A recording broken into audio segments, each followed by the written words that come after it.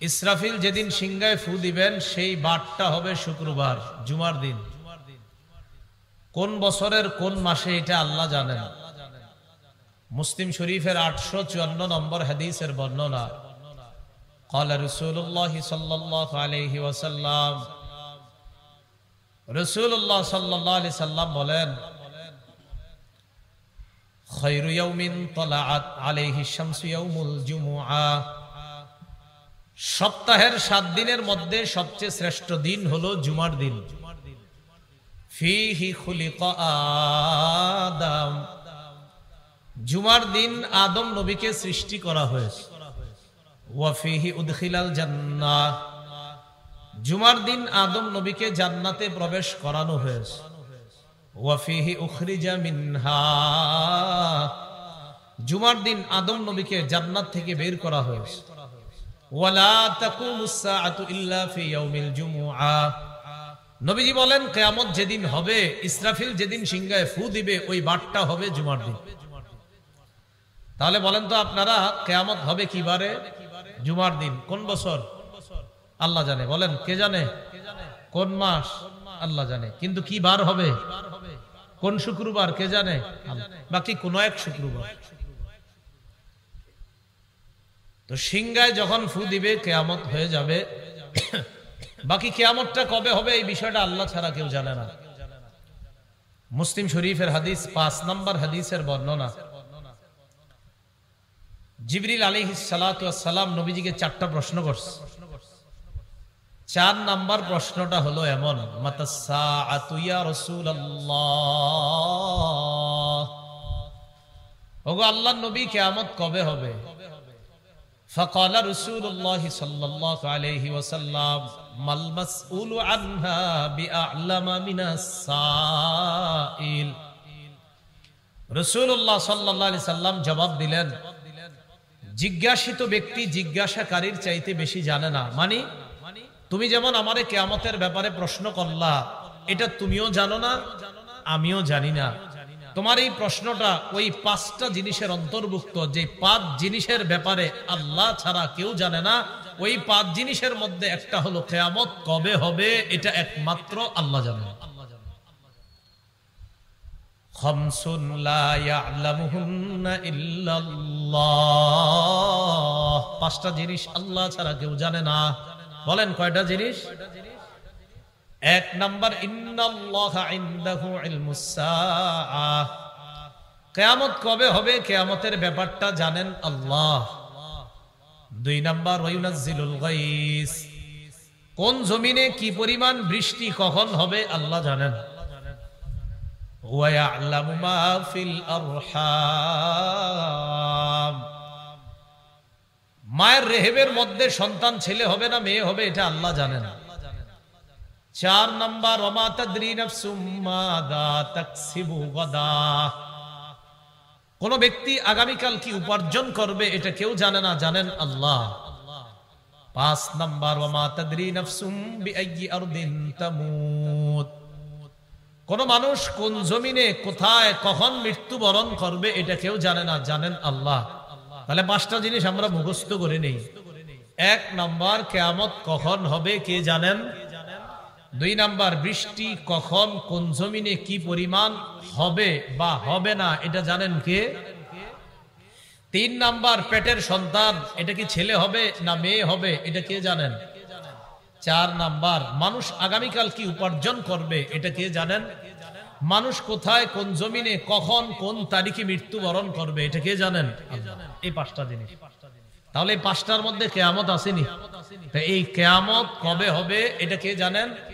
তাহলে আপনাদের পরীক্ষা নিয়ে নি, বলেন তো কোন বছর হবে কে জানে, কোন মাসে হবে কে জানে, কি বারে হবে, কোন বছরের শুক্রবার কে জানে।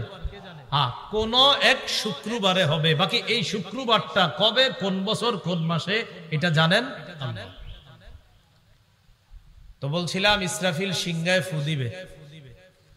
ফু দেওয়ার পর দ্বিতীয় ফু যখন দিবে তখন আপনার মানুষগুলার হুশ আবার ফিরে আসবে। আমাকে আপনাকে কিভাবে আবার পুনরুত্থান করা হবে? আবু দাউদ শরীফের 4743 নম্বর হাদিসের বর্ণনা। قال رسول الله صلى الله عليه وسلم كل ابن آدم تأكله الأرض إلا عجب الزام। রাসূলুল্লাহ সাল্লাল্লাহু আলাইহি সাল্লাম বলেন, আদম সন্তান তাদেরকে কবর দেওয়ার পর মাটি তাদের দেহের, তাদের শরীরের সব অংশ খেয়ে ফেলে, শুধু পিছনের লেঙ্গুরের একটা হাড় ছাড়া সব খেয়ে ফেলে, একটা হাড় খাইতে পারে না। মিনহু খুলিকা, এই হাড় থেকেই সবাইকে বানানো হয়েছে, আমাকে আপনাকে বানানো হয়েছে। ওয়া ফীহি ইউরাক্কাব, এই হাড় দিয়ে আবার আমাকে আপনাকে পুনরুত্থান করা হবে। তাহলে বলেন তো, আমাদেরকে কবর দেওয়ার পর সব খাবে, একটা হাড় খেতে পারবে না। এখানে আবার মনে রাখতে হবে, আমাদের দেহের অংশ মাটি খেয়ে ফেললেও নবীদের শরীর কিন্তু মাটি খেতে পারবে না। আবু দাউদ শরীফের 1047 নম্বর হাদিসের বর্ণনা। قال رسول الله صلى الله عليه وسلم إن الله حرم على الأرض أجساد الأنبياء, আল্লাহ মাটির উপর হারাম করে দিয়েছেন মাটি যেন নবীদের শরীর না খায়। তাহলে আদম সন্তান সবার শরীর মাটি খেয়ে ফেললেও নবীদের শরীর, নবীদের দেহ মাটি খেতে পারবে না। এই আকীদা, এই বিশ্বাস আমাদের রাখতে হবে। এইভাবে আমাদেরকে আবার পুনরুত্থান করা হবে। কিয়ামতের ময়দানে আমরা সবাই উপস্থিত হব। হাসরের ময়দানে আমাদেরকে কিভাবে উপস্থিত করা হবে? সহিহ বুখারীর বর্ণনা, কিতাবুর রিকাক, কোমল হওয়া অধ্যায়। রাসূলুল্লাহ সাল্লাল্লাহু আলাইহি সাল্লাম বলেন, ইন্নাকুম মাহশুরুনা হুফাতান উরাতান গুরলা সুম্মা ক্বরাআ কামা বাদানা আউওয়ালা খালকিন নুঈদু। নবী বলেন, হাসরের ময়দানে তোমাদেরকে জুতা ছাড়া খালি গায়ে খতনাবিহীন তোমাদেরকে উপস্থিত করা হবে। হাসরের ময়দানে তোমাদেরকে যখন সমবেত করা হবে, পায়ের মধ্যে জুতা থাকবে না, শরীরের মধ্যে কাপড় থাকবে না, খতনাবিহীন তোমাদেরকে কিয়ামতের ময়দানে উপস্থিত করা হবে। তাহলে বুখারীর বর্ণনা আসছে, কিয়ামতের ময়দানে আমাদেরকে উপস্থিত করা হবে, পায়ে জুতা থাকবে না, শরীরে কাপড় থাকবে না, খতনাবিহীন। আবার আবু দাউদ শরীফের হাদিসের মধ্যে আসছে, মানুষকে যেইভাবে কবর দেওয়া হয় তাকে কিয়ামতের ময়দানে ওই কাপড়ই উঠানো হবে। মন দিয়ে বুঝেন কিন্তু, আবু দাউদ শরীফের হাদিসে আসছে, যেই কাপড়ে মানুষকে কবর দেওয়া হবে কিয়ামতের ময়দানে, কবর থেকে তারে ওই কাপড়ই উঠানো হবে। বুখারীর হাদিসে আছে, কিয়ামতের ময়দানে মানুষকে যখন সমবেত করা হবে, তার পায়ে জুতা থাকবে না, শরীরে কাপড় থাকবে না, খতনাবিহীন তাকে উপস্থিত করা হবে। আবু দাউদ শরীফের হাদিসের মধ্যে আছে, কবর থেকে বান্দাকে যখন উঠানো হবে, ওই কাপড়ে উঠানো হবে যেই কাপড় তার গায়ে ছিল। তাহলে দুই হাদিসের মধ্যে অর্থগত ব্যবধান হয়েছে কি হয় নাই? এখন আপনারা উস্তাদ ছাড়া যারা অনেক কিছু অর্জন করে ফেলেন এই যুগে, এটা এই দুই হাদিসের জবাব দেন। আপনাদের পকেটেও দুটোটা হাদিস আছে। যারা হাদিসের অ্যাপস চালান, আমি বলি না চালাবেন না, পড়বেন, হাদিস পড়বেন, কিন্তু এই দুটোটা হাদিস আপনাদের পকেটে এখন আছে। এই দুই হাদিসের জবাব কি? হ্যাঁ, এক হাদিসে বললেন নবীজি, যেই কাপড়ে তাকে দাফন করা হবে ওই কাপড়ে কবর থেকে উঠানো হবে। আরেক হাদিসে বললেন তোমাদেরকে জুতা ছাড়া, কাপড় ছাড়া কিয়ামতের ময়দানে উপস্থিত করা হবে। এক হাদিসে বললেন শরীরের মধ্যে কাপড় থাকবে, এমন অবস্থায় কবর থেকে উঠানো হবে। আরেক হাদিসে বললেন শরীরের মধ্যে কাপড় থাকবে না। তাহলে দুই হাদিসের অর্থের মধ্যে ব্যবধান আছে না নাই? তাহলে এখান থেকে কি বোঝা যায়? যে কোনো বিদ্যা অর্জনের জন্য উস্তাদ দরকার। কি দরকার? আমার নবীর দোনোটা কথাই সঠিক। তো দুই কথা যদি সঠিক হয়, তো যে হাদিসের মধ্যে আসছে শরীরে কাপড় থাকবে না, আবার আরেক হাদিসে আছে শরীরে কাপড় থাকবে, দোনোটা সঠিক হয় কেমনে? প্রথম কথা, দোনোটাই সঠিক। দ্বিতীয় কথাই জবাব দিবে কারা? উস্তাদ। বলেন কে দিবে? উস্তাদ। এই জন্য উস্তাদ জরুরি, এটা আগে মানেন। উস্তাদ লাগেনি? তাহলে ব্যারিস্টার, ইঞ্জিনিয়ার, ডাক্তার যা বলেন সব বিদ্যায় উস্তাদ লাগে, কোরআন হাদিসের বিদ্যায় উস্তাদ লাগবে। দুই হাদিসের ব্যাখ্যা হলো, মানুষকে কবর থেকে যখন উঠানো হবে তখন তার শরীরে কাপড় থাকবে, যেই কাপড়ে তাকে দাফন করা হবে। কবর থেকে উঠানোর সাথে সাথে তার শরীরের কাপড়টা খুলে দেওয়া হবে। কাপড় খুলে দেওয়ার পর তখন কাপড় ছাড়া হাসরের ময়দানে গিয়ে উপস্থিত হবে। আবার বলছি, কবর থেকে যখন উঠানো হবে শরীরে কাপড় থাকবে, কিন্তু উঠানোর পর তার কাপড়টা খুলে দেওয়া হবে, দুনিয়ার কাপড় তার শরীরে থাকবে না। খোলো। এরপর কাপড় ছাড়া গিয়ে হাসরের মাঠে জমা হবে। তো দুই হাদিস মিলান। আবু দাউদের শরীফে কবর থেকে কাপড় সহ উঠবে, বুখারীর হাদিসে কাপড় শরীরে থাকবে না। দুই হাদিস কিভাবে মিলাবো? কাপড় সহই কবর থেকে উঠার পর কাপড় খুলে ফেলা হবে, এরপর হাসরের মাঠে জমা হবে। এই বুখারীর হাদিস মিলে গেল। তো এটাই নবীজি বললেন, কাপড় সহ কবর থেকে উঠবে, ওঠার পর কাপড়টা খুলে ফেলা হবে। তো এরপর তো শরীরে কাপড় থাকবে না। তো কাপড় যখন থাকবে, এই হাদিসের ব্যাখ্যা হবে কবর থেকে ওঠা অবস্থায়। আর কাপড় যখন থাকবে না, এটার ব্যাখ্যা তার ওই উঠা অবস্থায় যে কাপড়টা ছিল ওটা খুলে ফেলা হবে, এরপর সে কাপড় ছাড়া কিয়ামতের মাঠে, হাসরের মাঠে গিয়ে উপস্থিত হবে। কথা বুঝে আসছে সবার? তো হাসরের মাঠে যখন আপনার পায়ে জুতা থাকবে না, শরীরে কাপড় থাকবে না, ভাই আওয়াজটা উপরে দিয়ে না, এ ভাই, এ মাইকলা ভাই, আওয়াজ উপরে না দিয়ে এইদিকে দেওয়া যায় না? প্রথম যেমন ছিল।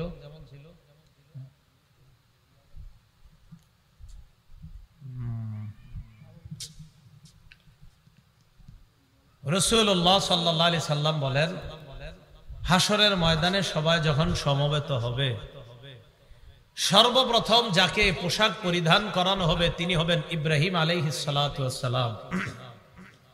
قال رسول الله صلى الله عليه وسلم إن أول الخلائق يكسى يوم القيامة إبراهيم عليه الصلاة والسلام। সৃষ্টি জগতের মধ্যে সর্বপ্রথম কিয়ামতের ময়দানে যাকে পোশাক পরানো হবে তিনি হবেন ইব্রাহিম আলাইহিস সালাতু ওয়াস সালাম। নবীজি বলেন, আউয়ালু মান ইউকসা ইয়াউমাল কিয়ামাতি ইব্রাহিম আলাইহিস সালাতু ওয়াস সালাম ইউকসা হুল্লাতাম মিনাল জান্নাহ। কিয়ামতের ময়দানে ইব্রাহিম নবীকে জান্নাত থেকে পোশাক আনার পর ইব্রাহিম নবীকে জান্নাতের পোশাক পরিধান করানো হবে। সুম্মা ইউতা বি ফাউকসা হুল্লাতাম মিনাল জান্নাহ। এরপর আমার কাছে পোশাক আনা হবে, আনার পর আমাকে জান্নাতের পোশাক পরিধান করানো হবে। প্রথমে ইব্রাহিম নবীকে,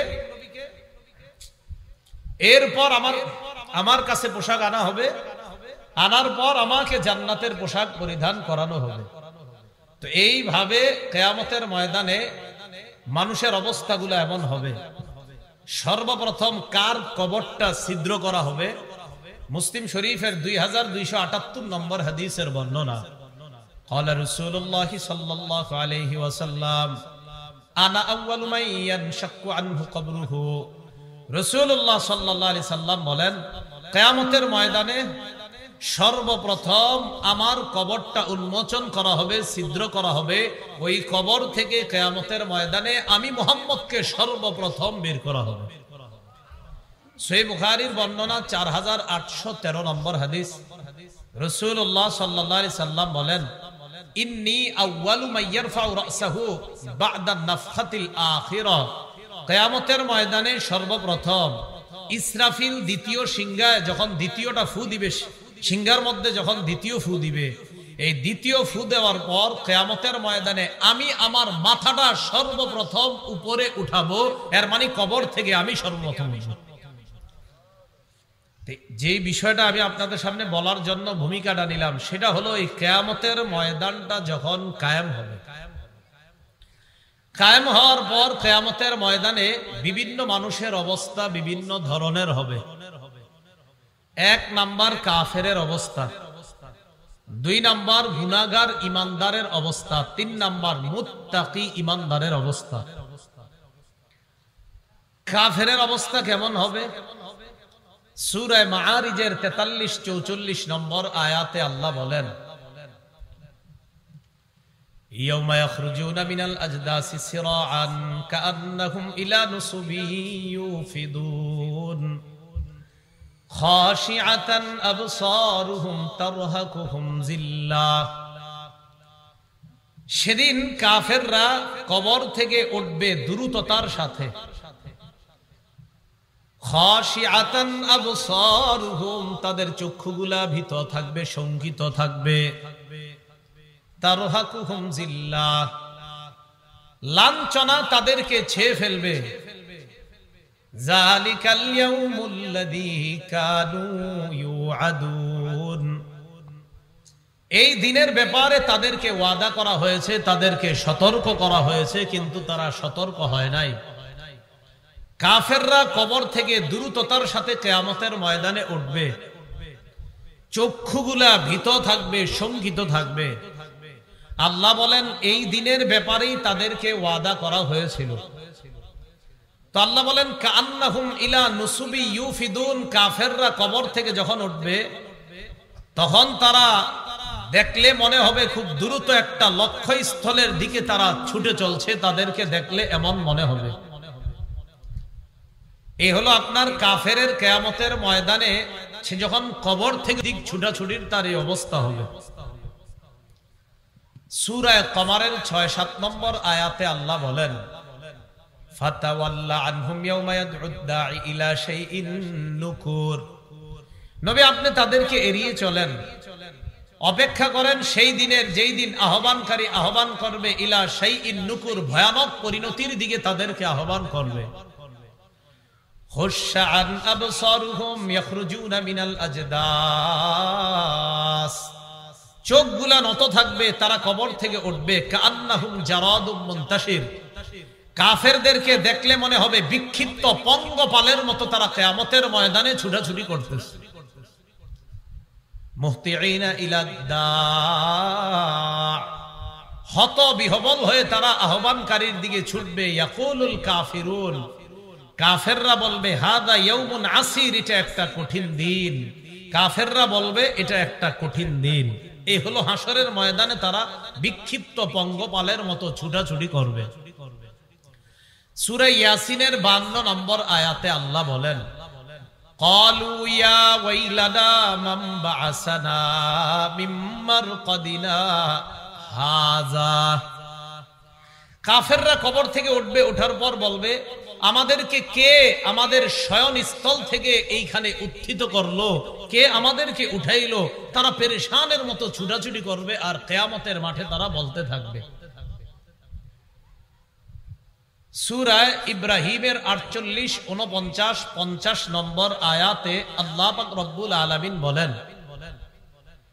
সেদিন কাফেরদের অবস্থা কেমন হবে কিয়ামতের ময়দানে। আল্লাহ বলেন ওয়াতারাল মুজরিমিনা ইয়াওমাইযিম মুকাররানিনা ফিল আসফাদ,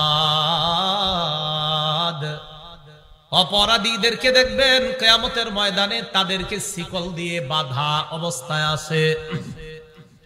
কিয়ামতের ময়দানে শিকলের মধ্যে বাঁধা অপরাধীদেরকে আপনি দেখবেন সারাবিলুহুম মিন কাতিরান, আল্লাহ বলেন তাদের পোশাকগুলোর দিকে তাকায় দেখবেন আল কাতরার পোশাক।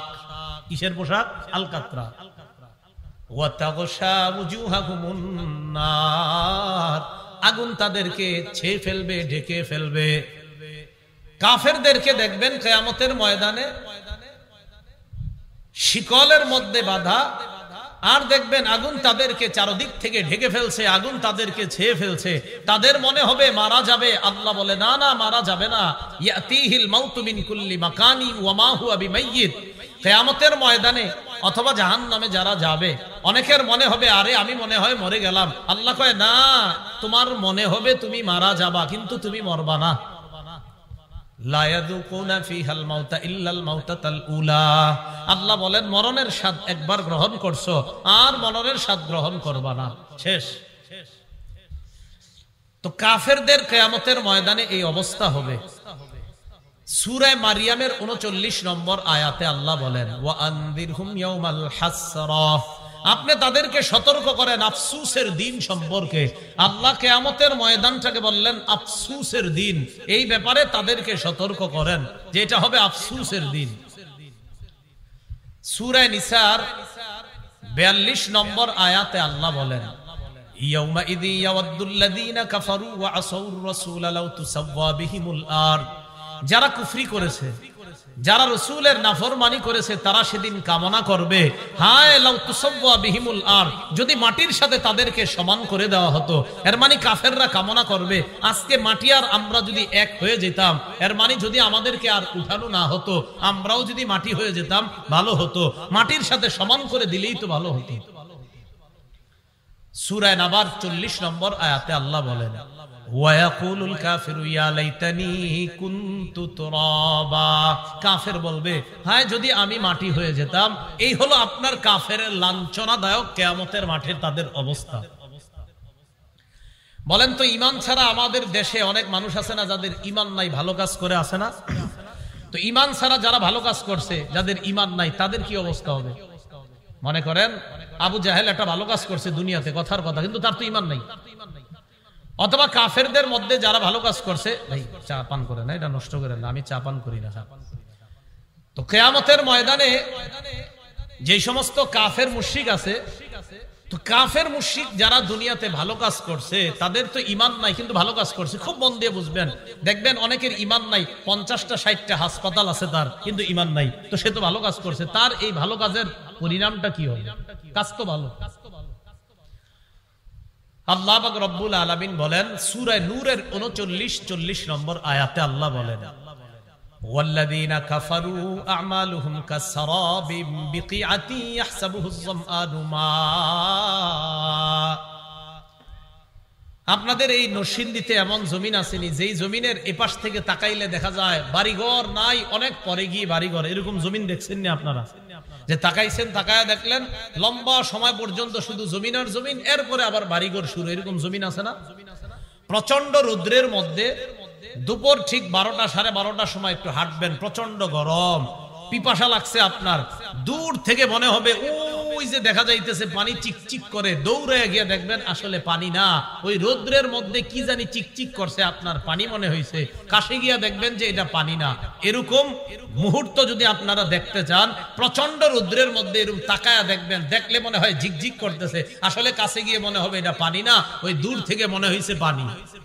এরকম দেখছেন নি কখনো? আচ্ছা, এটাকে আরবিতে বলা হয় সারাব, বাংলায় বলা হয় মরিচিকা। বলেন বাংলা কি বলা হয়? মরিচিকা। প্রথমে আমার সাথে বলেন, বলেন যারা ঈমান ছাড়া আমল করে, বলেন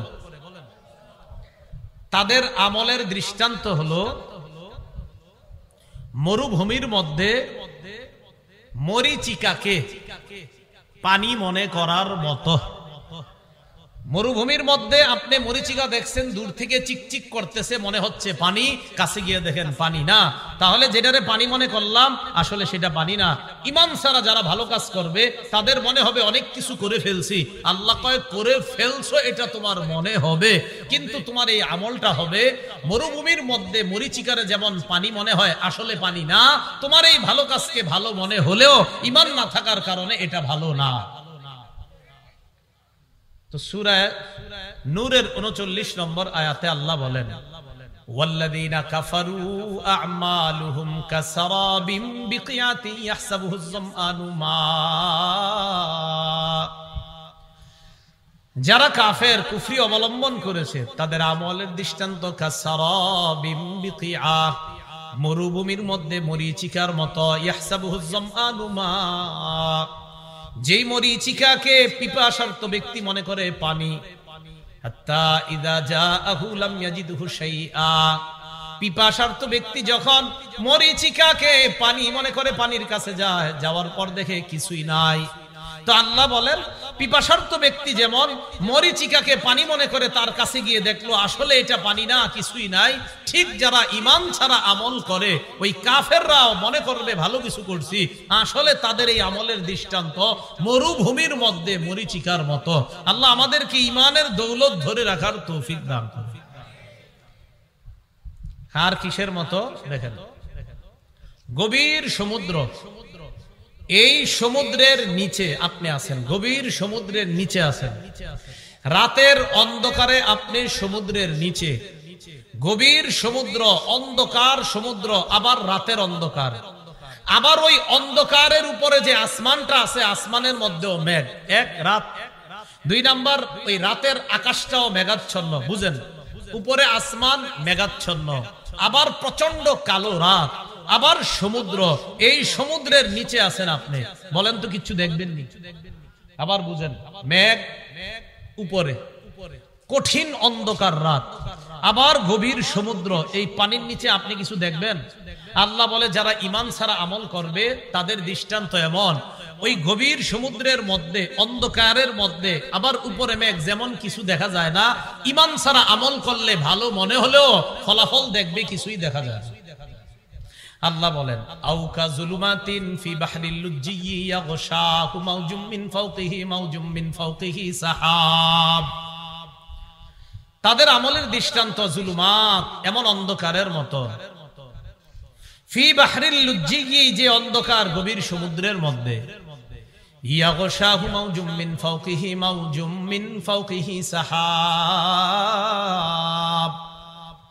আল্লাহ বলেন গভীর সমুদ্রের মধ্যে যার উপরে ঢেউ, ঢেউর উপর আবার ঢেউ, এর উপর আবার মেঘ, এই কঠিন অন্ধকারের মধ্যে আছে। ইদা আখরাজা ইয়াদাহু লাম ইয়াকাদ ইয়ারাহা। ওই অন্ধকারের মধ্যে যদি আপনি আপনার হাত বের করেন, আল্লাহ বলে সে তার হাতটা, নিজের হাতটাও দেখতে পায় না। ঈমান ছাড়া যারা আমল করবে মনে হবে অনেক কিছু করছে, কিন্তু ওই গভীর সমুদ্রের মধ্যে যেমন কোন ব্যক্তি নিজের হাতটাও দেখতে পায় না, কাফেররাও তার আমলের ফলাফল দেখতে পাবে না। সূরা ইব্রাহিমের 18 নম্বর আয়াতে আল্লাহ বলেন মাসালুল লাযীনা কাফারু বিরাব্বিহিম আ'মালুহুম কারামাদিন ইশতাদ্দাত বিহির রিহু ফি ইয়াউমিন আসিফ। ছাই চিনেন নি? ছাই আপনাদের এই এলাকার সবগুলা ছাই আইনা এই মাঠের মধ্যে রাখলেন, মাঠের মধ্যে রাখলেন। প্রচন্ড বাতাসের দিনে ওই প্রবল ঝড়ের মধ্যে বাতাস আইসা ওই ছাইকে উড়াইয়া নিয়ে গেল। এখন আপনারা বলেন তো, এই এলাকার সমস্ত ছাইগুলা একটা মাঠের মধ্যে রাখলাম, প্রবল বাতাস ঝড়ের দিনে রাখলাম, ছাইগুলা থাকবে না উড়ে যাবে?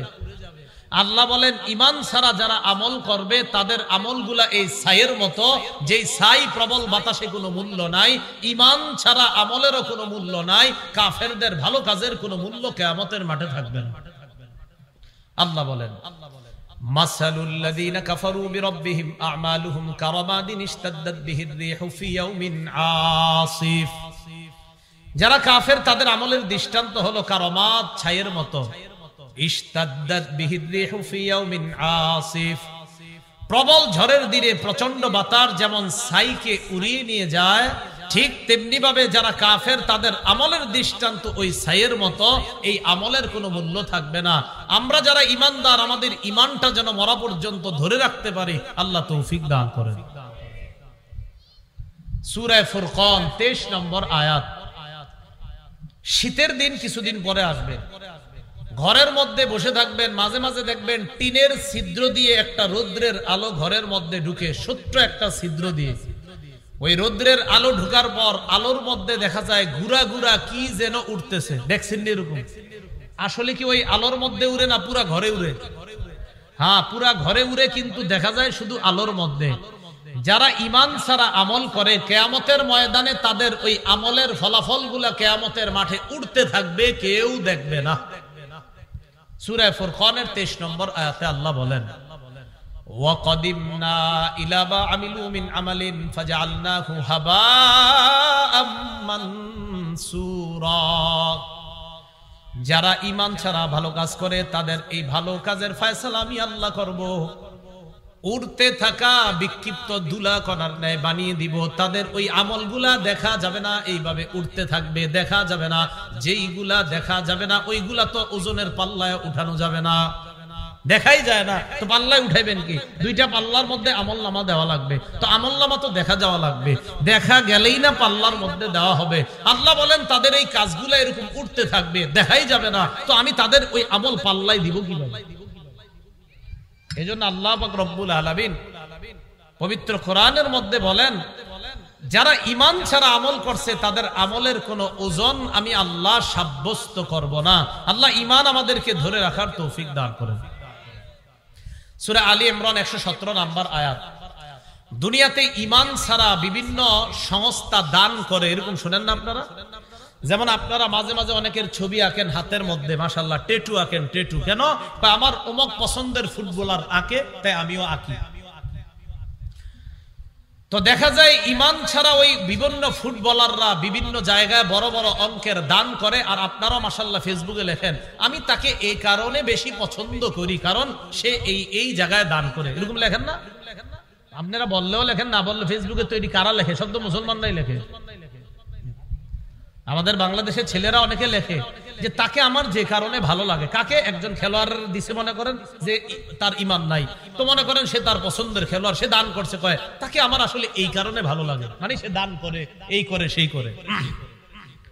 আল্লাহ পাক রব্বুল আলামিন বলেন ঈমান ছাড়া যারা দান করে তাদের দানগুলা হলো হিম শীতল বাতাসের মতো, যেই ঠান্ডা বাতাস মানুষের ফসল নষ্ট করে দেয়।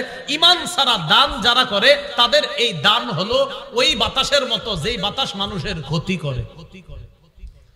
সূরা আলী ইমরানের 117 নম্বর আয়াতে আল্লাহ বলেন মাসালু মা ইউনফিকুনা ফি হাযিহিল হায়াতিদ দুনিয়া কামাসালি রিহিন ফিহা সিররুন আসাবাত হারসা কওমিন যালামু আনফুসাহুম ফাআহলাকাত। আল্লাহ বলেন যারা দুনিয়ার মধ্যে দান করে ঈমান ছাড়া, তাদের দানের দৃষ্টান্ত হলো ওই হিমশীতল বাতাসের মতো, যেই বাতাস কারো ফসলের মধ্যে গিয়ে আঘাত করে, আঘাত করার পর ওই মানুষগুলা হলো তারা যারা নিজেদের উপর জুলুম করেছে, তাদের ফসলগুলা ওই বাতাস নষ্ট করে দিছে। তাহলে বলেন তো, যেই বাতাস ফসল নষ্ট করে দেয়, এই বাতাস কি কারো জন্য কল্যাণ না অকল্যাণ? ঠিক তেমনি ভাবে ঈমান ছাড়া যারা দান করে, আল্লাহ কয় তাদের দানের দৃষ্টান্ত এমন। আল্লাহ আমাদের কি ঈমানের দৌলত ধরে রাখার তৌফিক দান করে। এবার আসেন বেঈমান যারা, তারা ঝগড়া করবে আপোষের মধ্যে, জাহান্নামেও ঝগড়া করবে তারা। সূরা শুআরার 91 থেকে 100 নম্বর আয়াত মন দিয়ে শুনেন। আল্লাহ বলেন ওয়াবুররিজাতিল জাহিমু লিল গাবিনা ওয়া কিলা লাহুম আইনা মা কুনতুম তা'বুদুনা মিন দুনিল্লাহ।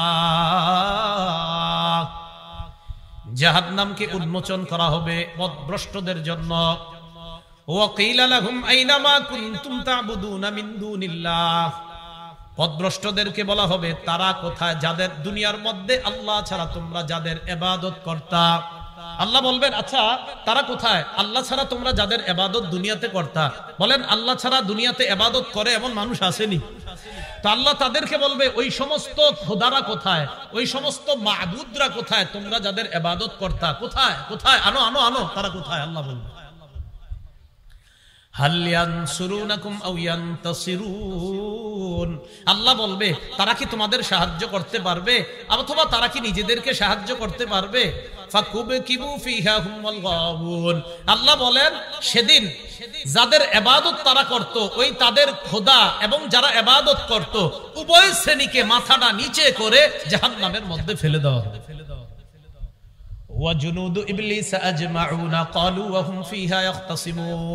আল্লাহ বলেন ইবলিসের যত সৈন্য আছে তাদেরকেও জাহান্নামে ফেলে দেওয়া হবে।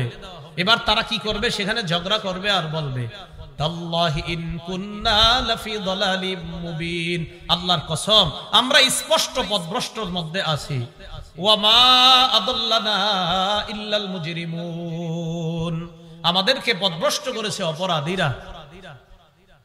এরপরে দেখেন কি বলে ফামালানা মিন শাফিঈন, আমাদের কোনো সুপারিশকারী নাই, ওয়ালা সাদিকিন হামিম, আমাদের কোনো অন্তরঙ্গ বন্ধু নাই। কাফেররা জাহান্নামের মধ্যে ঝগড়া করবে আর বলবে দেখো আজকে এই সমস্ত খোদাদেরকে মানার কারণে আমরা জাহান্নামের মধ্যে, আজকে আমগো খোদা আর আমরা সবাই দেখি জাহান্নামে আছি, সব জাহান্নামে। সূরা ইব্রাহিমের 22 নম্বর আয়াতের অনুবাদটা শুনেন, দেখেন কি সুন্দর। আল্লাহ বলেন বলিয়াতে বলেন তো আমাদের একটা শত্রুর নাম আছে শয়তান, বলেন কি নাম? এই শয়তান সাহেব কি বলবে জানেন? এর যারা অনুসরণ করছে, শয়তানের যারা অনুসরণ করছে, এই মিস্টার শয়তান কি বলবে দেখেন। ওয়াকালা শাইতানু লাম্মা কুদিয়াল আম, কিয়ামতের ময়দানে যখন ফয়সালা হয়ে যাবে, শয়তান বলবে ইন্নাল্লাহা ওয়াদাকুম ওয়াদাল হক, শয়তান তার অনুসারীদেরকে বলবে দেখো আল্লাহ তোমাদেরকে সঠিক ওয়াদা করেছে। শয়তান বলবে অনুসারীদেরকে আল্লাহ তোমাদেরকে সঠিক ওয়াদা করেছে। ওয়া ওয়াআতুকুম, আমি ইবলিস সাহেবও তোমাদেরকে সঠিক ওয়াদা করেছিলাম, আমিও তোমাদেরকে ওয়াদা করেছিলাম। ফাআখলাফতুকুম, কিন্তু আমি ওয়াদা খেলাফ করেছি, আমি তোমগরে হুদাই উল্টা পাল্টা বুঝাইছি, আর তোমরাও মনে করছো এটাই সঠিক। আমি তোমগরে যে ওয়াদা করছি এগুলো সব ফালতু আর মিথ্যা ওয়াদা ছিল, আল্লাহ যত ওয়াদা করছে সব সত্য ছিল। এরপরে ইবলিস বলবে ওয়ামা কানা লি আলাইকুম মিন সুলতানিন ইল্লা আন দাআউতুকুম ফাস্তাজাবতুম লি। দেখো তোমাদের উপর আমার কোনো নিয়ন্ত্রণ ছিল না, আমি শুধুমাত্র এতটুকু ক্ষমতা ছিল, আমি তোমগরে দাওয়াত দিছি যে চলো সুদ খাও, চলো ঘুষ খাও, শুধু এই দাওয়াতটা দিছি, তোমরা আমার দাওয়াত গ্রহণ করছো, আমি আর কিছু করার নাই। ইবলিস বলবে দেখো আমার কোনো নিয়ন্ত্রণ ছিল না, আমি শুধু তোমগরে দাওয়াত দিছি, আসেন সুদ খান, আসেন ঘুষ খান, তোমরা আমার কথা সুন্দর মেনে নিয়েছো। এরপরে ইবলিস কি করে দেখেন, ফালা তালুমুনি, আমারে তিরস্কার করো না, আমারে কিচ্ছু করো না। ইবলিস বলবে ওয়ালুমু আনফুসাকুম, নিজেদেরকে তিরস্কার করো, কি লিগে আমার কথা শুনছো। ইবলিস বলবে মা আনা বিমুসরিখিকুম ওয়া মা আনতুম বিমুসরিখিয়া, আমি তোমাদের ফরিয়াদ শুনবো না, তোমরাও আমার ফরিয়াদ শুনবা না। দেখো কিছু করার নাই, তোমরাও যেখানে থাকবা আমিও সেখানে থাকবো, চলো, কেউ কারো ফরিয়াদ শুনবো না। ইন্নী কাফারতু বিমা আশরাকতুমুনি মিন ক্বাব, ইতিপূর্বে তোমরা যে আমি মিস্টার ইবলিসকে আল্লাহর সাথে শরীক করছো, দেখেন ইবাদতের মধ্যে আমি শয়তানকেও তোমরা শরীক করছিলা, আজকে আমি অস্বীকার করছি, তোমরা আমারে ঠিক করো নাই কাজটা, আমি তোমগরে অস্বীকার করতেছি, যাও যাও নিজেরা নিজেরা বুঝো। ইবলিস বলবে সেদিন অনুসারীদের। তাহলে ইবলিসের অনুসারী হওয়া যাবে না। আল্লাহ আমাদেরকে ঈমানের দৌলত দান করেছেন, ঈমান নিয়ে মরার তৌফিক দান করেন। এবার আজকে আমাদের আলোচনার 3 নাম্বার আলোচনা, 1 নাম্বার আলোচনা গেল আপনার কাফেরদের আলোচনা, 2 নাম্বার আলোচনা ঈমানদার মুমিন, ও আরেকটা আলোচনা কাফেরদের ব্যাপারে, সেটা হলো কাফেররা যখন জাহান্নামে যাবে, এরা দুনিয়াতে যাদের অনুসরণ করছে অথবা দুনিয়াতে একদল মানুষ অন্যদের অনুসরণ করছে, ওরা বুঝাইছে দেখো এটা করো, এটা করো, এটা করো, তাই জাহান্নামী হয়েছে। সূরা আহজাবের 66-67 নম্বর থেকে 68 নম্বর আয়াতে আল্লাহ বলে ইয়াউমা তুকাল্লাবু ওয়ুজুহুম ফিন্নার, যেদিন তাদের চেহারা পরিবর্তন হয়ে যাবে, ইয়াকুলুনা ইয়া লাইতানা আতা'না আল্লাহ ওয়া আতা'নার রাসূলা, সেদিন তারা বলবে হায় যদি আমরা আল্লাহর আনুগত্য করতাম, আমরা যদি রাসূলের আনুগত্য করতাম। ওয়া ক্বালু রাব্বানা ইন্না আতা'না সাদাতানা ওয়া কুবারানা, তারা বলবে আল্লাহ আমরা আমাদের নেতাদের অনুসরণ করেছি, আমাদের বড় নেতা যারা ছিল এদের অনুসরণ করেছি, এরাই আমাদেরকে পথভ্রষ্ট করছে। রব্বানা আতিহিম দি'ফাইনি মিনাল আযাব, আল্লাহ নেতাদেরকে দ্বিগুণ শাস্তি দেন, আল্লাহ নেতাদেরকে ডাবল আযাব দেন, আমগরে যা দিবেন এর ডাবল দিবেন নেতাদেরকে, কারণ এরা আমগরে পথভ্রষ্ট বানাইছে, তাই আমরা জাহান্নামী হইছি, আল্লাহ এগুলার দ্বিগুণ দিবেন, আমগরে যা দিবেন।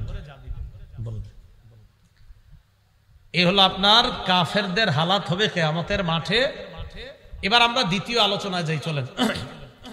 ঈমানদার গুনাহগার যারা হবে, ঈমান আছে কিন্তু গুনাহগার, দুনিয়াতে বিভিন্ন গুনাহ করছে, তাদের কি অবস্থা হবে কিয়ামতের ময়দানে?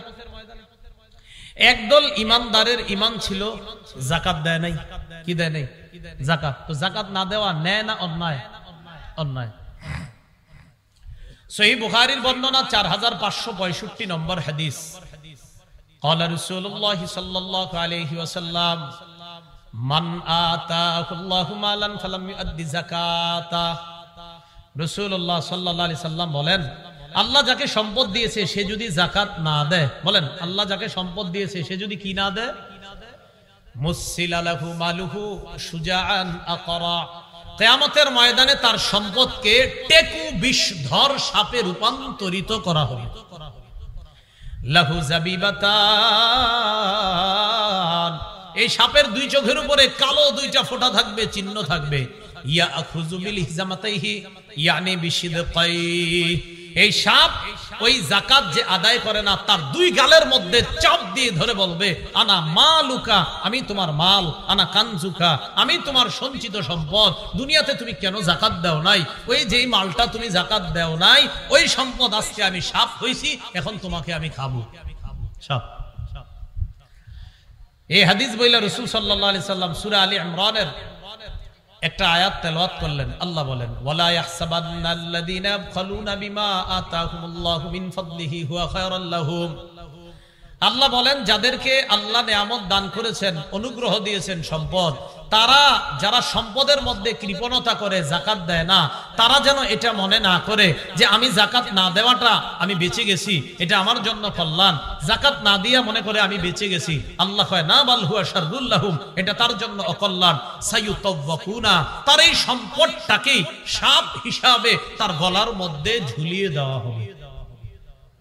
কি হিসাবে? সাপ। সাপ সাপ আমি যেই ভয় পাই জানেন না, দুনিয়াতে আর কি, যে আমি আমার কথা বলি, সাপ কিন্তু আমি খুব ভয় পাই। এজন্য আমি চিড়িয়াখানায় গিয়েও আমি কিন্তু সাপ যেখানে আছে, ওই যে চিড়িয়াখানায় কিন্তু সাপ আছে, ছাত্রদের সাথে ওই ছাত্র জীবনে গেছিলাম, কিন্তু আমি সাপ দেখি নাই, অন্যগুলা দেখছি, ওখানে আমি যাবো না, এটা আপনারা দেখেন। কিয়ামতের ময়দানে যদি সাপ হয়, বিষয়টা কি?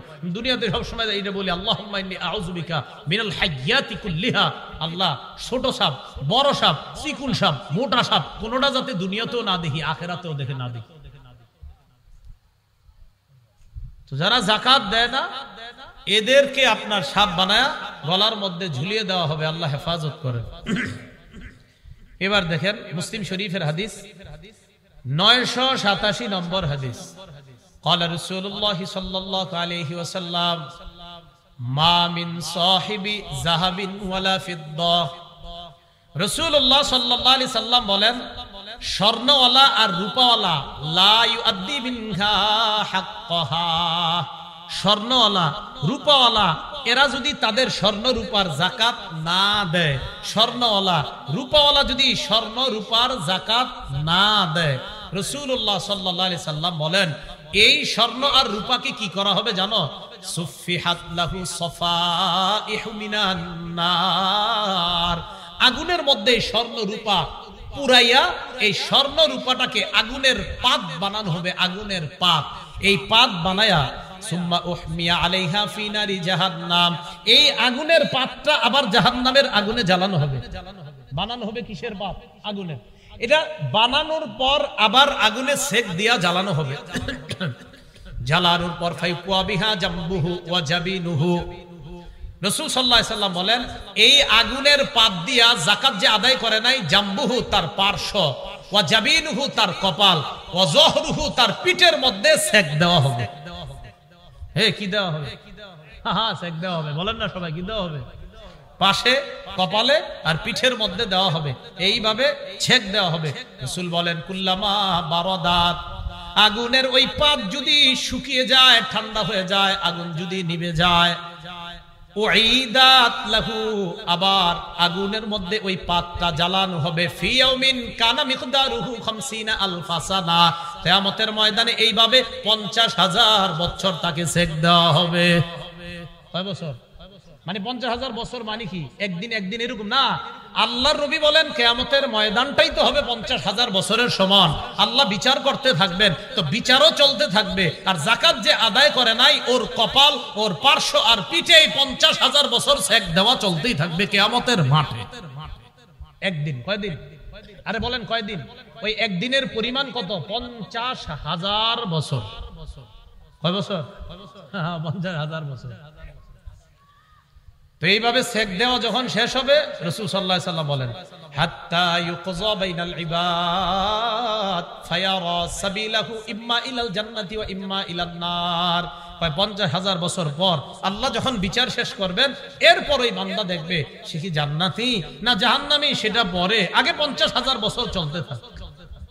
এ হলো সাহাবীরা এটা শুইনা বললেন ফাল ইবুলু ইয়া রাসূলুল্লাহ, হুজুর ওটের ব্যাপারে কি বলেন? যারা ওট লালন পালন করে, এরা যদি ওটের যাকাত না দেয়, এদের কি হবে? ক্বালা রাসূলুল্লাহ সাল্লাল্লাহু আলাইহি ওয়াসাল্লাম, নবীজি সাল্লাল্লাহু আলাইহি সাল্লাম বলেন ওটের মালিক যদি ওটের যাকাত না দেয়, এই ব্যক্তিকে একটা সমতল ভূমির মধ্যে মাথাটা নিচের দিকে দিয়ে কিয়ামতের মাঠে উপস্থিত করা হবে।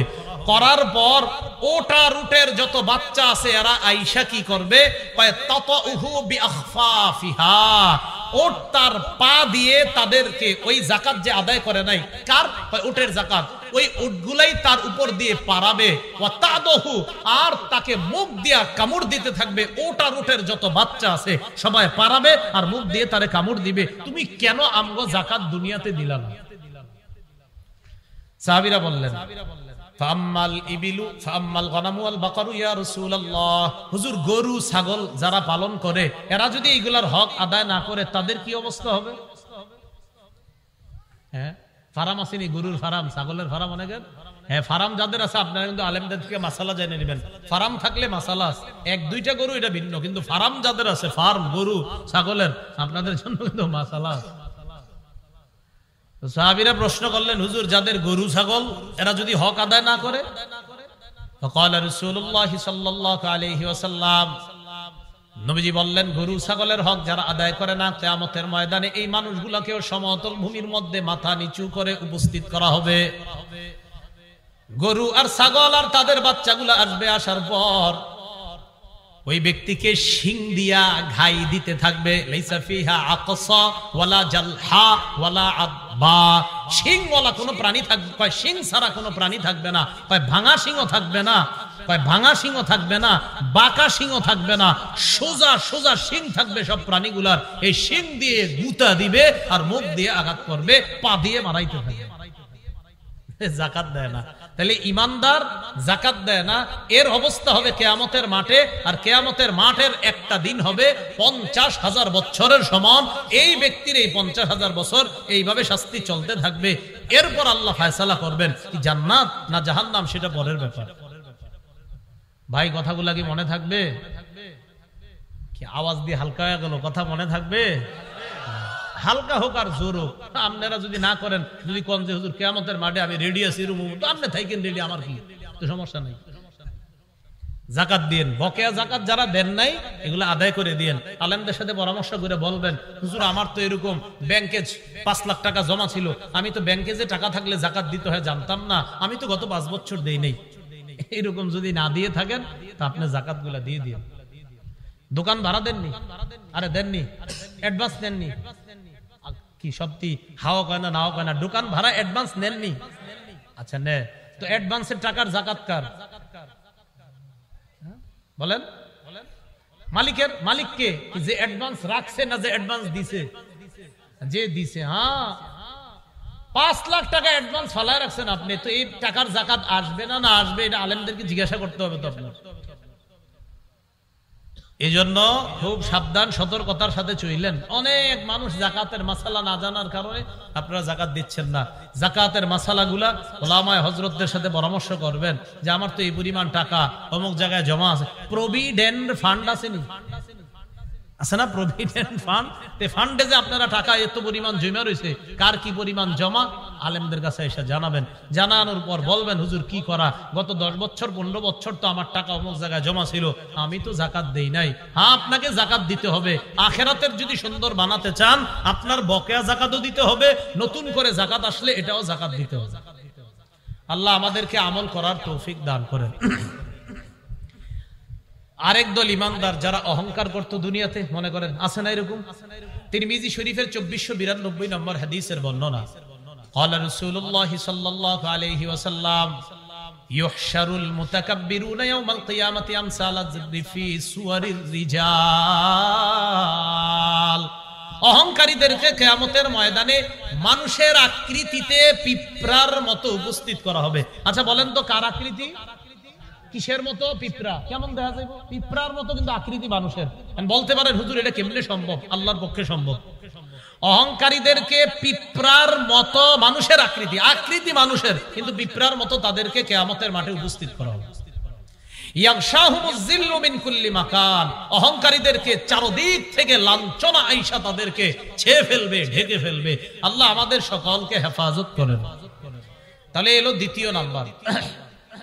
তৃতীয় নাম্বার, যারা মুত্তাকি মুমিন হবে তাদের কিয়ামতের ময়দানে কোনো ভয় নাই, কোনো চিন্তা নাই। আল্লাহ তাদেরকে পুলসিরাত পার করে জান্নাত পৌঁছে দিবেন।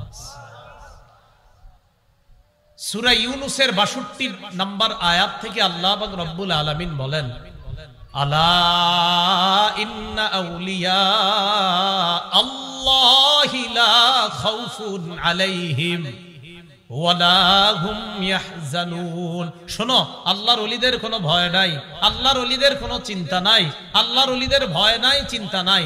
এখন আপনাদের মাথায় এসে গেছে, হুজুর আল্লাহর ওলি কি আর আমরা? আল্লাহর ওলি তো অমুকরা, আল্লাহর ওলি তো অমুক জায়গার অমুক বড় আল্লাহর ওলি, তিনি আল্লাহর ওলি, আমরা কি আল্লাহর ওলি? হ্যাঁ, আপনাদের মধ্যে আল্লাহর ওলি আছে। আল্লাহ বলতেছে আল্লাহর ওলি কারা? আল্লাযীনা আমানু ওয়া কানু ইয়াত্তাকুন, যারা ঈমান আনে আর তাকওয়া অবলম্বন করে, আল্লাহকে ভয় পায়। আল্লাহ বলেন আমি তাদেরকে ওলি বলে ঘোষণা করলাম। তো রিকশা চালক যদি আল্লাহরে ভয় পায়, একটা গার্মেন্টসে চাকরি করে সেও যদি আল্লাহরে ভয় পায়, একজন কৃষক যদি আল্লাহকে ভয় পায়, বাস তিনি আল্লাহর ওলি। হয়তো ওনারে আমরা আল্লাহর ওলি বলি না, কারণ তার বড় একটা চেয়ার নাই, 10-12 জন মুরিদ নাই, কথার কথা, হয়তো আমরা তার এরকম আল্লাহর ওলি বলি না। কিন্তু দেখেন, যে ব্যক্তি মুত্তাকি, উনি কৃষক হতে পারে, উনি সাধারণ একজন ব্যক্তি হতে পারে, উনি আপনাদের এলাকার হয়েও আপনারা তারে তেমন মূল্যায়ন করেন না, কিন্তু ওই বেটা মনে মনে আল্লাহকে ভয় পায়। আল্লাহ কোরআনে বলেন ইন্না আকরামাকুম ইনদাল্লাহি আতকাকুম, তোমাদের মধ্যে সবচেয়ে বেশি আমারে যে ভয় করবা, আমি আল্লাহ তাকে কোরআনে সবচেয়ে সম্মানিত বান্দা বলে ঘোষণা করব। তাহলে আল্লাহর ওলি হওয়ার জন্য শাইখুল হাদিস, মুফতি, মুহাদ্দিস, আল্লামা বড়, ওরা যদি আল্লাহর ওলি হয় ভালো, কিন্তু আল্লাহর ওলি হওয়ার জন্য মুত্তাকি যদি হন, একটা সাধারণ মানুষও যদি আল্লাহকে ভয় করে, সে আল্লাহর ওলি হয়ে যাবে। তাহলে এই মুত্তাকি যারা, তাদের কোনো ভয় নাই। আল্লাহ বলেন লাহুমুল বুশরা ফিল হায়াতিদ দুনিয়া ওয়া ফিল আখিরাহ, দুনিয়াতেও তাদের জন্য সুসংবাদ, আখিরাতেও সুসংবাদ। লা তাবদীলা লিকালিমাতিল্লাহ, আল্লাহর কথার কোনো পরিবর্তন হবে না। যালিকা হুয়াল ফাউজুল আযীম, আল্লাহ বলেন এটাই হলো সবচাইতে বড় সফলতা। তাহলে কিয়ামতের ময়দানে 3 শ্রেণীর মানুষের হালাত জানলাম: কাফের, গুনাহগার ঈমানদার, আর মুত্তাকি ঈমানদার। আল্লাহ আমাদের সকলকে মুত্তাকি ঈমানদার হওয়ার তৌফিক দান করেন। আল্লাহ আমাদের সকলকে মুত্তাকি ঈমানদার হওয়ার তৌফিক দান করেন। সুবহানাল্লাহি ওয়া বিহামদিহি, সুবহানাকাল্লাহুম্মা ওয়া বিহামদিকা, আশহাদু আল্লা ইলাহা ইল্লা আনতা, আস্তাগফিরুকা ওয়া আতুবু ইলাইক। 60 মিনিটের বেশি আলোচনা আমি করি না, এই জন্য কেউ কাগজ দিবেন না ভুলেও কখনো আমাকে। 1 মিনিট পরেই 60 মিনিট হবে। আল্লাহ আমাদের সকলকে যেগুলা বললাম শুনলাম, এই কথাগুলোর উপর আমল করার তৌফিক দান করেন। আমিন। ওয়া আখিরু দাওয়ানা আনিল হামদুলিল্লাহি রাব্বিল আলামিন।